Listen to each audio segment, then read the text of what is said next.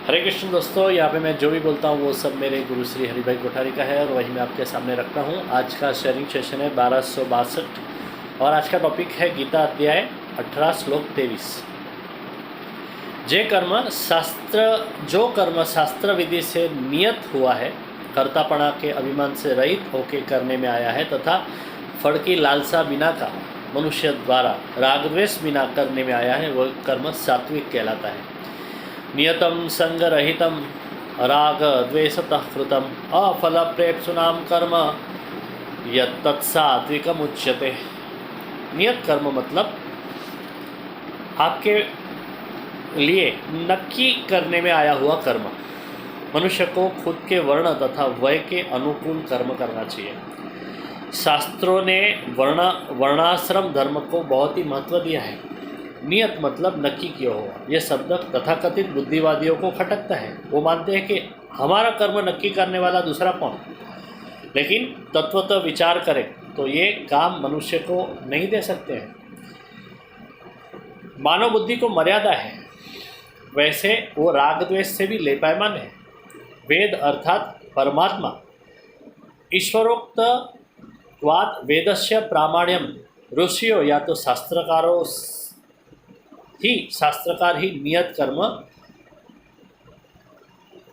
नक्की कर सकते हैं। धंधे में मनुष्य खुद का फायदा ही देखता है। प्रस्थापित व्यवस्था अगर वेर विखेर हो जाए उसका वो फिक्र नहीं करता है, लेकिन नियत कर्म ये तो स्वधर्म है, इसके लिए फायदे और नुकसान का विचार करे बगैर वो तो करना ही है। और संग रहित होकर कर्म करना चाहिए। हमारा संग जो वस्तु को लगे वो बिगड़ती है। दूध पाक को हमारा संग होते ही 12 घंटे में उसकी क्या हालत होती है। हमारा संग वासना और अहंकार युक्त होने से कर्म निम्न प्रकार का होता है, जबकि कर्म को प्रभु का संग लगने से उसकी भव्यता तथा दिव्यता बढ़ती है। और ऐसे उच्च कोटि के कर्म भी राग द्वेष रहित होकर करना चाहिए। गुणों पे प्रेम और दोषों का द्वेष अर्थात राग द्वेष व्यक्ति परत्व नहीं होने चाहिए। प्रतिकार दोष का करना है, दोषी का नहीं। दोषी का न द्वेष करो लेकिन दोष का प्रतिकार करो। राम को रावण के साथ नहीं, लेकिन उसके दुर्गुणों के साथ बैर था। इसके लिए रावण के मृत्यु के बाद विभीषण उसकी अंत्येष्टि क्रिया करने के लिए अनिच्छा दर्शाता है, जबकि राम उसका अंतिम संस्कार करने के लिए तत्परता दिखाते हैं। दैवी विचारों का प्रचार प्रसार और आसुरी विचारों का खंडन यही गुणात्मक संतुलित राग द्वेष का परिचय है।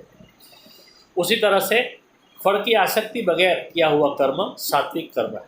मनुष्य जब नियत कर्म करने लगे तो फिर फल की अपेक्षा नहीं रहती है।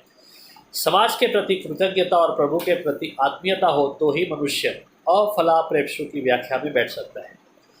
समाज अच्छा है, अच्छा था, इसके लिए उसकी अच्छेपन के लिए मैं छोटे का बड़ा हो सका, इसके लिए मैं समाज का ऋणी हूँ। मुझे समाज का काम करना ही चाहिए, ऐसा भाव जगना चाहिए। इसके लिए ही परमात्मा का प्रेम वर्षाओ, भीतर वर्षे बाहर वर्षे मूसलाधार प्रभु का प्रेम अपार सतत मेरे पे होती है। इसके लिए मुझे प्रभु कार्य करना ही चाहिए। गीता ऐसे सात्विक कार्य की प्रशंसक है। कल के श्लोक का पारण करके रखेंगे। कर्म यत्तु कामेप्सुना कर्म साहंकारेण वा पुनः क्रियते बहुलायासं तद्राज समुदारुतम्। वसुदेवसुतं देवं कंसचाणूरमर्दनं देवकी परमानन्दं कृष्णं वन्दे जगद्गुरुं।